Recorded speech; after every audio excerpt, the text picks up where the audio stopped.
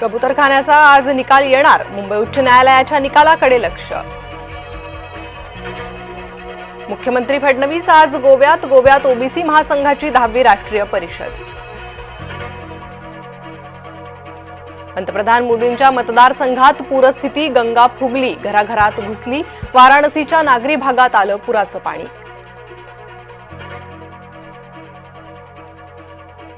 महाविद्यालयाबाहेर 2 गटांमध्ये राडा, पुण्यातल्या कोथरूड परिसरातील घटना।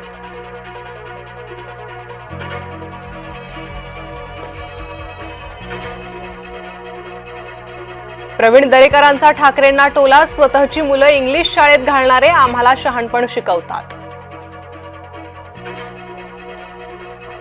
भारताने नवे व्यापारी मित्र शोधावेत, काँग्रेस नेता शशी थरूर यांचा भारत सरकारला सल्ला।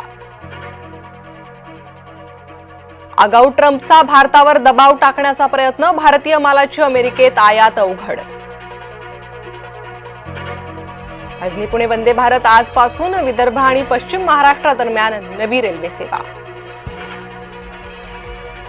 उत्तराखंडमध्ये अडकलेल्या पर्यटकांच्या मदतीसाठी मंत्री अतुल सावे धावले, व्हिडिओ कॉलद्वारे मंत्री सावेंनी साधला थेट संपर्क।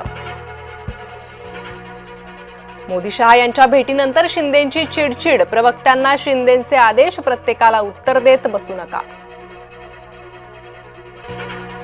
पवारांच्या दरबारातून गांधींच्या दरबारात, उद्धव ठाकरेंच्या दिल्ली दौऱ्याचा आज दुसरा दिवस।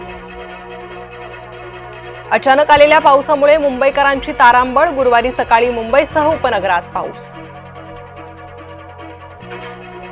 29 ऑगस्टला मराठा समाज मुंबईत घुसणारच, मनोज जरांगे पाटलांचा एल्गार।